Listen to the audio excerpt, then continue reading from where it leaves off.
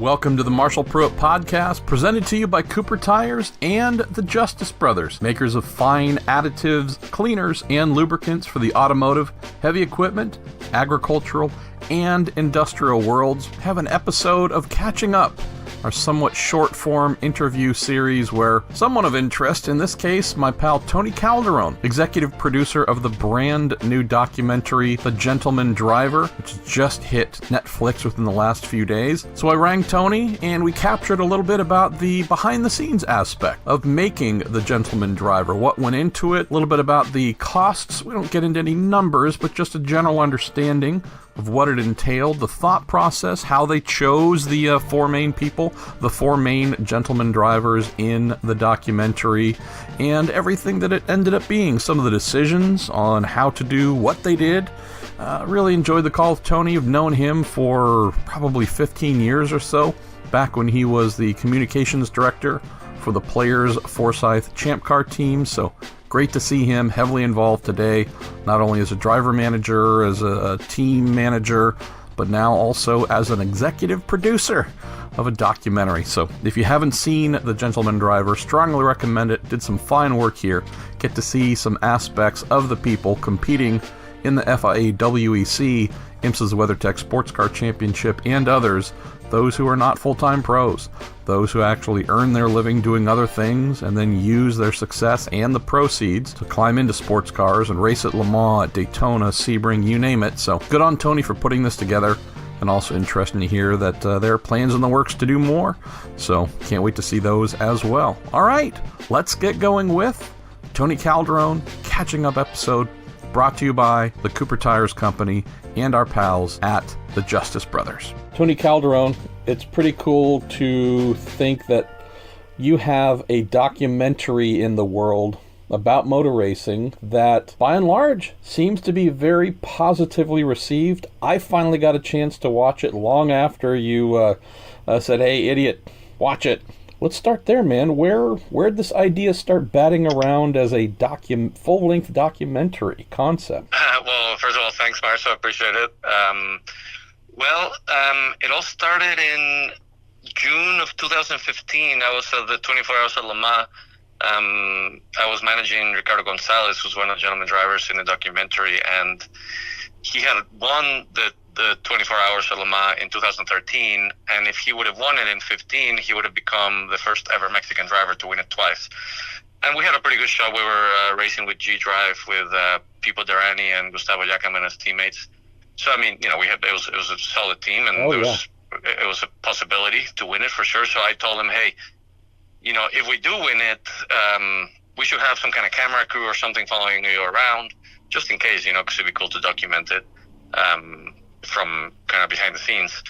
So I asked my friends at Bella Cartel, which is a production company out of Austin, if they wanted to come to France for a couple of weeks, and of course they said yes. You know, so we started kind of making a plan where we could film, and you know, what would kind of the theme of this, whatever with the end piece would be, and more importantly, obviously, if he didn't win it, then you know, what the hell were we going to talk about? And I started at that point. You know, Ricardo, he had won the race a couple of years before, and Pipo and Gustavo, even though they were the pros and Ricardo was the amateur in the car, they were rookies at the race. So I told my friends, you should ask them about this. It's kind of a weird dynamic that even though Ricardo's a gentleman driver, he actually has more experience at this track and with this race than his two sort of superstar rookie teammates. And then my friends who knew nothing about racing, that's when they told me, well, what is this whole concept about having a gentleman driver and professionals? That's crazy. And it just, you know, it kind of clicked that, yeah, for us in the racing world, we kind of take that for granted. In sports cars, we all know you have pro-am lineups, and that's just kind of the way it works. But for the outside world, it is a crazy concept. You know, like we say in the movie, you can own a football team, but you can't pay to be the quarterback of the Super Bowl. Yeah, it just doesn't work like that. But in racing, you can. You know, you can pay, and you can race at the 24 Hours of Le Mans against the best drivers in the world, and because it's a pro-am category, that's just the way it goes. So So we decided to focus on that a little bit. We got a bunch of interviews. I called a bunch of friends that were gentlemen drivers, and we just kind of like scrambled to get a bunch of interviews while we were at Le Mans. And we came back to Austin, and we kept thinking, there's something here, to this. Hopefully somebody will make a documentary about this. Maybe we can give it the footage to somebody or give somebody the idea. And we kind of came up with a little sort of pseudo trailer of what the documentary would look like. And we quickly realized that, one, it was a really cool concept, and two, nobody was going to do it unless we did it. So we came up with a budget, and once we figured out kind of how we could do it and what it would cost, I went out into the racing world and talked to some potential investors, and a few days later, everybody loved it, and I had the budget, and now we were stuck with filming it. So we never thought it would happen, and then we were just stuck with it, and we said, okay, now what? So I've had the opportunity of working with one of the four drivers chosen in this, Mike Gouache, and you also had Ed Brown, driver, co-owner of the Tequila Patron ESM team, plus CEO of Patron. You also had Paul Dalalana with his Northwest real estate company, and also he's driven for many teams. Folks probably know are the friendly Canadian there. You obviously mentioned Monsieur Gonzalez as well. Looking across the four that you chose, I just found it interesting in their very different personalities, right? You might think going in, before you click play, whether it's on Netflix or wherever else folks might catch it now, might think, oh, gentlemen drivers, gentlewoman drivers, they'd all be cut from the same cloth. What I enjoyed, and tell me if there was articulate planning to get this, or if it just worked out that way. But yeah, they might all be successful in business. These are four very different people. I mean, I don't know if any one of them would naturally gravitate towards one another as friends, just because their personalities are very different, their backgrounds are very different. They all seem wired in a very different way, which I thought really only added to the quality of the documentary, instead of it being just four voices being very similar, almost one and the same. No, you're absolutely right. And I mean, from day one, for sure, one of the goals when we said, okay, when we decide who's going to be in this, they have to be gentlemen drivers, but at the top of their game, both in business and in racing, right? So not just some guy that does some, weekend sort of track warrior. Like, no, this has to be the top of the top. So always like these guys, in WEC and IMSA and ELMS. And also they have to be somebody that are, very impressive in business as well, because we want people to be inspired by them and to learn from them and all that. So that's kind of how we figured these four out. But that was a bit like what you said, the sort of difference in personalities between the four, and the different backstories and the different approaches that they all take to the racing and to their lives was just something that, ended up being really cool. And always, like you said, it helped the movie a lot. And it's been really cool because when now that the movie's been out, we've had an amazing amount of feedback from, thousands of people commenting on it and all that. And it's like a movie. Every person you talk to they have a different favorite, like there were characters in a movie. Some people love Mike, some people love Paul, some people love Ricardo, some people think Ed is a badass. So it's been really cool. Like, depending on the personality, people sort of relate to one of the four. And yeah, that's one of the many surprises that we've had. But like I said, that just makes for a better film. So I'm just really happy that it happened that way. Let's talk about you a little bit here, Toni. And as I mentioned in the open, I got to know you for the first time, 12, 13, 14, 15 years ago. You were looking after PR and such for the Forsyth Players team in Champ Car. And after that, watched your career, whether it's doing PR, whether it is doing driver management, whether it's, a variety of things. Not that I ever had any limits placed on my expectations for you, but producer, maker of feature-length documentaries wasn't necessarily something that came to mind back then. What has this been like for you? Was this a long-held desire you had to do something like this? Did you have the skills that you felt already in position to be able to do this? Were you learning heavily? What was this like, man? No, well, first of all, absolutely, it never came to mind to me either back then, for sure.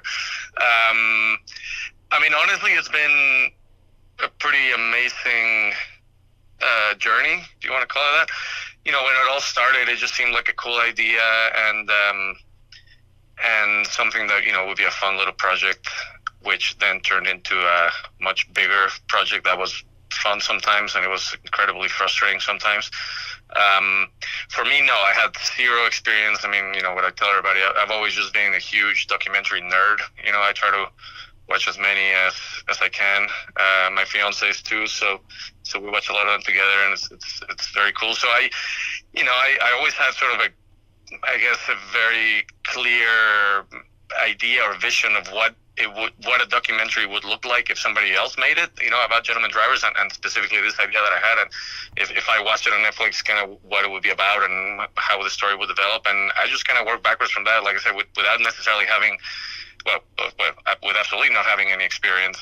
But I think if you have a good idea of what it can look like, if, you know, as long as you learn a little bit of the nuances of filmmaking, but also more importantly, you know, get the right team to do it, it can be done. So, I mean, honestly, it started from something that was just, like I said, a crazy idea, to now something that, I mean, it's probably, you know, what I'm the most proud of in my career, because not only did it take so long to make it, you know, it was a very long project, but like I said, you know, a lot of what I do in racing, I'm very proud of as well, and what we've done with Speed Group is very interesting. But it's just kind of day-to-day stuff, and we help a lot of drivers, and they've been successful and stuff. But you know, you go to a race, and then the race is over, and you move on, and then you finish the season, and maybe you win the championship or not, but you move on. But I really feel like this is something that can be more timeless, and something that I can actually, you know, influence the industry and the sport. And like I said, you know, if worst case scenario, this creates a few new gentleman drivers and gets more people into the sport, and gives more teams and crews work, then, you know, I've kind of left my seed in the industry, and hopefully made a name for myself. And yeah, it's very cool.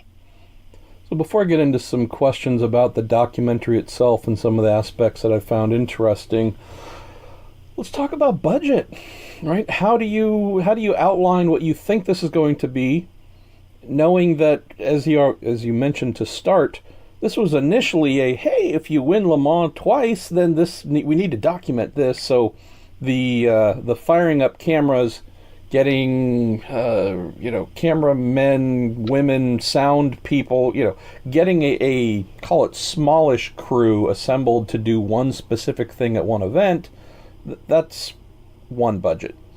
Then obviously expands to, well, let's do something a lot bigger. What do you do there to try and raise the money? Were you able to forecast what the budget would be accurately from the outset? Did that slip and slide at all? I mean, this is the kind of stuff that fascinates me to understand.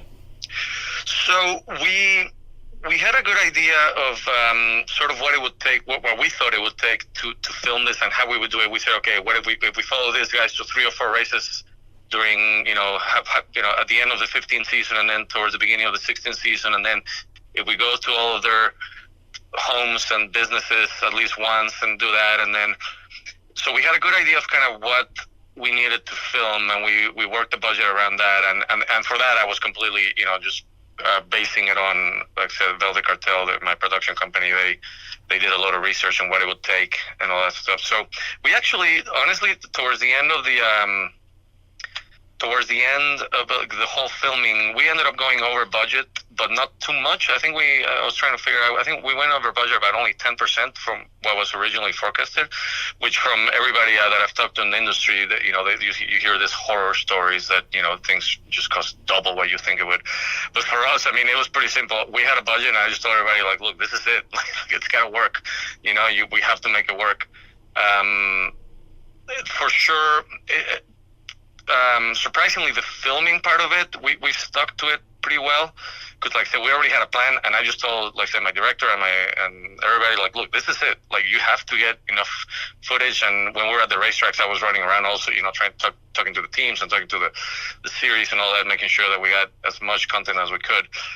The post-production part was trickier for sure, because that is a lot. It's not nearly as tangible, and because it's not a scripted film, it's not like you have a script and you just edit it and that's it, right? You're basically, we had over 100 hours of footage, and we needed to come up with an hour 20, tell a story, and you can probably come up with 100 different stories, right, with 100 hours of footage. So it's how to get the right one and how to condense it and get the right editing and music and color correction, and then we made a lot of mistakes, so we had to go back. So I did have to get pretty creative with it,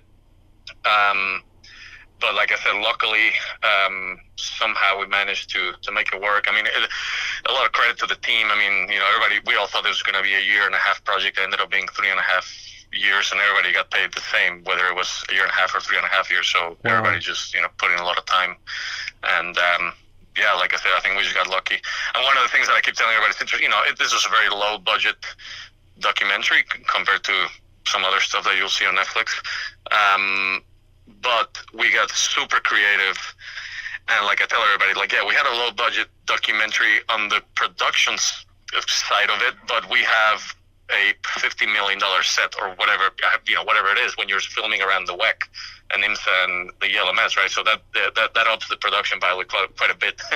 And also we had a lot of support, obviously, from WEC, like I said, and from ELMS and IMSA with getting a lot of the footage right. And John Hindhoff was a huge help for us with helping us with a lot of the narration and all that. So I just knocked on every single door I knew to make it happen, basically.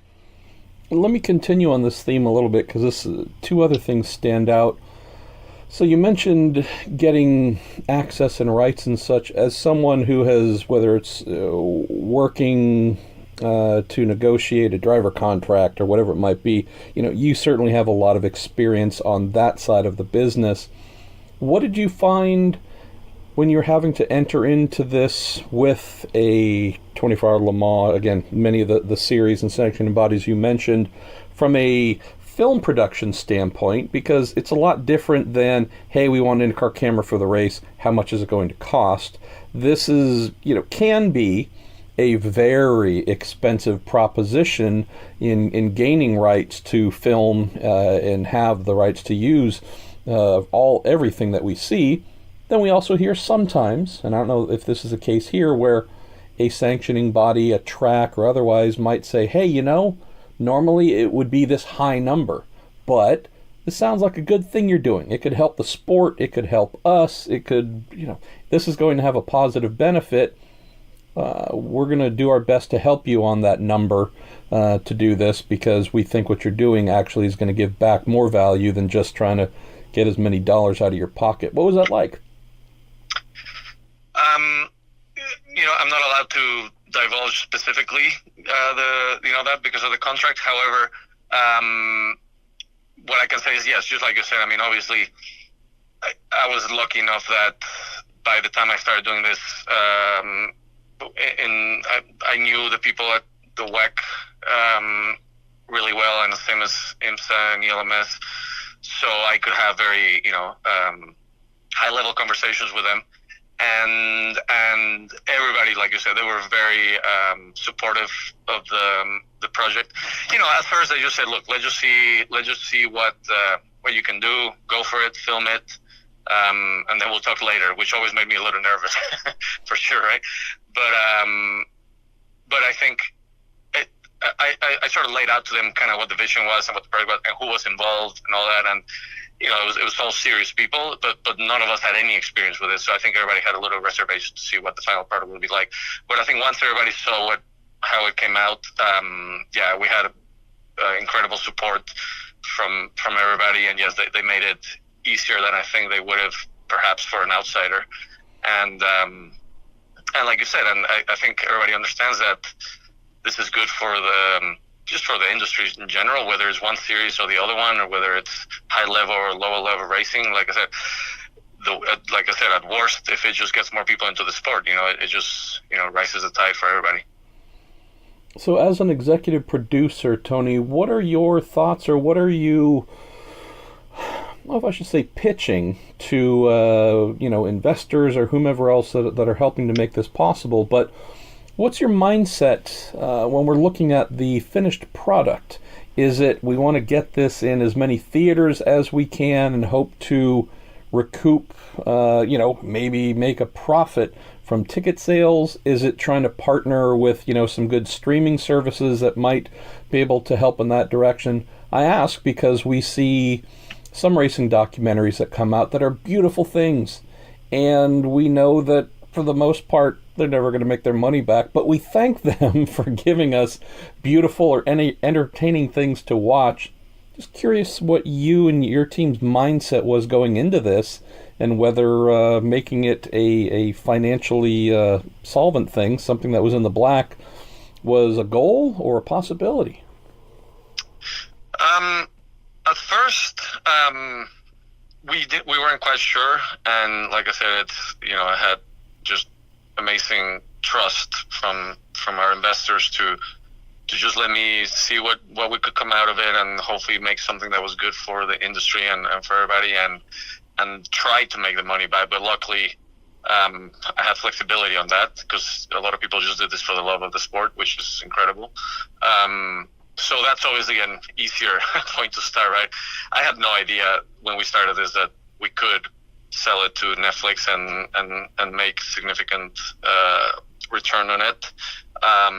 It was just really about, let's see what comes out of it. And honestly, when I started, I said, look, hey, if we can just put it up on YouTube and people watch it and we get some views and that leads to other opportunities for everybody, then why not, right? And then as things developed, now it's real, right? And yes, when you go to Netflix, it's not a charity case. They buy it from you, and is it the best business in the world? Probably not, but it definitely opens up a lot of doors for everybody. And it changed the way that I look at it. And now I'm looking initial stages at looking at how do we sort of grow this franchise and turn it into some type of sequel or some type of TV series with the same concept, but with bigger production value, and hopefully now with the Netflix release, it can lead to bigger and better things. And I'm definitely looking at it now with a much more of a business or entrepreneurship eye, for sure, than just sort of a passion project. Hashtag Gentlewoman Racer. Okay, I want some sort of credit for that if that ends up being the title for the second one.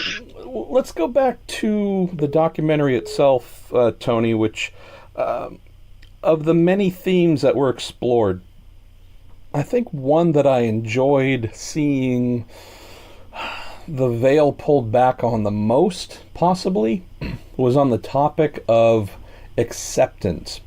So, having worked as a race car mechanic since I was, in my teens in high school, and then that moving into, full-time professional race car mechanic working for prep shops and such at a Sears Point and whatnot, a lot of gentlewoman drivers were the core of the business. So from essentially my earliest days, being that mechanic, running the person who's the head of this company, the head, has this hedge fund, whatever it is, that's something that's been part of my life since almost day one in racing. And you and through Ed Brown and some of the questions being asked in one of the dinner settings when you all sat down for a meal that you recorded, was so revealing to hear Ed mention, and I think just about everyone mention, how much it meant to them to have the pro driver or pro drivers that they partner with in their entry to mention, hey, great stint, great job, amazing lap times you turned, something where, drawing back to your comment about you might be able to buy an NFL team, but you can't buy your way onto the field. Tell us a little bit about this particular story arc of acceptance and how you saw it play out among the four main characters in the documentary, because each one of them shared in their own way how, yes, they can buy their way in. That's why they're here. but having the pros say, the job you just did, that was just like one of us, seemed like that almost meant more than anything, and all the money they've ever spent on racing was worth it in those moments. Yeah, one of the we knew almost from day one that one of the biggest challenges to make this a film that people will like and would be to sort of make these guys' stories as human as possible, because it's very easy to see basically a bunch of rich guys that race expensive cars on TV and sort of see that in a negative sense and not relatable at all, right, for the average person. And so we knew that coming in, so we were very adamant in exploring sort of that human angle of saying, like, okay, yes, these guys are rich, yes, they obviously they live very very sort of unattainable lives for most people, but there's a lot more to it, right? Like, it's not that easy. And that line that you talk about from Ed is one of my favorite ones in the movie, because here you have this super successful, almost celebrity CEO, right, that runs one of the biggest, or built one of the biggest brands in the world, and he's and in the office, he's looked at as a hero, right? His teeth are more valuable than me as a human being. Like, this guy's pinky possesses more value than anything that I will do in my life. And yet, again, someone who has everything in the world can buy anything. Shoot, I think owns everything in the world. What means the most? Johannes von Overbeck saying, "Awesome job," and meaning it. Again, regardless of how much money these guys have. We wanted to explore that because, like I said, these guys go from being the number one at the office that everybody's just basically sucking up to coming to the track where, they're basically sort of the weak link, right? They're usually the slower guy in the track. They're the ones that make the most mistakes. They are, the ones that are not professional. So they have to sort of, lower their standing, let's say, to like Ed says, we're just one of the team. We're just one of them. I just want to be humble, and I want to learn from Johannes or from Pipo Derani, who's, imagine Ed Brown at his age making billions of dollars, and Pipo Derani at 22 years old telling him what to do, right? That dynamic I thought was super interesting. Get me an espresso, kid. Oh, wait a minute, you're my teammate. Sorry, okay, hold on, never mind. Yeah, no, I love that theme. The other thing that I enjoyed too, and maybe share some thoughts about this, we know that for the most part, a gentleman or gentlewoman driver has been a success in life or has been born into wealth and opportunity. One of the two. You're not there because you are the world's greatest race car driver. You're there because you have been a success in something other than race car driving, have the ability to pay to be there, and then start your own journey to become as good as possible. The fact that you not just had the folks talk about their businesses and what they did, and then tried to draw some parallels between how they've succeeded in business, and then try to bring that to racing. The fact that you went to Mexico to show the Patron campus, the fact that you spent time with Mike Gouache and his new company, and went to Canada with Dalla Lana and such. I really enjoyed seeing that side because we kind of don't ever get to see it. Tell us about that, not only decision, but maybe also the reason where you let that really become a much bigger part of the documentary than just it being 90% race cars and on track, and a small sliver of what they do day to day to be able to facilitate that racing. To me, that was always the most important part of it, because when even from day one when we started filming this, people would come up to us and say like, "Oh, so is this kind of like Truth in 24 or like Senna?" And I was like, no, I'm not even trying to compete against these big racing documentaries, because first of all, I have like a tenth of the budget, right? And second of all, this isn't. I always say I don't call this a racing documentary. This is a documentary about very interesting people that have racing in common, right? That they all just happen to race cars. And I knew, like I said, the niche that we have here, and the really interesting thing is gentlemen drivers, not drivers. It's very successful businessmen that are so successful that they can afford to pay millions of dollars in racing, and people like that are just incredibly interesting, right? you don't get to be a successful CEO like this just by you don't luck into it, right? I mean, you have to work really hard. You have to be very smart. You have to be very committed and driven. So yeah, we always, and in fact, like every single meeting that we had, every single, like in the budget and the how we planned the shoots, it was almost like we had a line drawn down the middle, like, okay, this is the racing side of this is the business side of it. What's the parallel from one to the other? Even when we edit stuff, if you watch the trailer, there's a lot of costs that go from business to racing. So we always kind of had that. That was almost like the core value of the movie is this is 50% racing, this is 50% business. And we always have to stick to that. If not, it's just going to be a racing documentary that, we're competing against a bunch of, classics that there's no point to it, or it's just a business documentary that also, I mean, we're just going to a realm here where it gets pretty tricky, but the combination between the two, nobody's ever done, and that's what we knew we had a very special project here. Let's close on this, Toni. So you've already mentioned that you've got some other ideas. Maybe could it be a follow-up documentary? Could it be a series? Whatever. Where do you see this filmmaking world evolving in your own life with all the things we've mentioned that you've done before in the sport? Could you see yourself, or do you envision yourself, that proverbial 5 years out, where making these kinds of things, hopefully selling them to Netflix and others, is a much bigger slice of what you do? Or do you enjoy some of the current things that you do too much to diminish them on your day-to-day basis?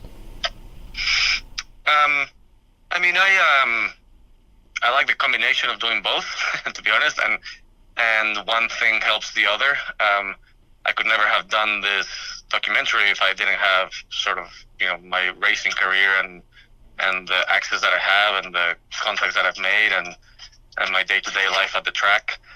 And having this documentary is definitely giving me a lot of exposure, and not just me and my company Speed Group, a lot of credibility and just sort of showing what we do and what we're capable of to the racing world. So it's almost like one feeds on another. So like I said, I am definitely exploring other stuff because I love this experience, and I love where it's gone. I know it's not going to be easy, so I'm not expecting it to always turn out to be this successful. But I really do think that this is something special and something that will be around forever. Gentlemen drivers will always be very interesting and will always be a part of racing because that's just the way the economics work in racing.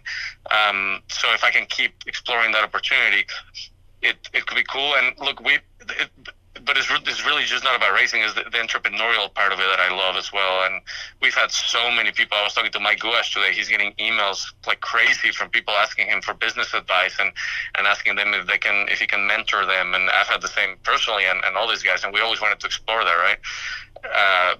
Make this something that just shows people that, hey, if you work hard enough and you figure out how to grow your business and you're lucky and you're driven, you can go be a gentleman driver, or you can go sail the world, or you can go write a book. The concept really starts opening up outside of racing. Gentleman driver is sort of like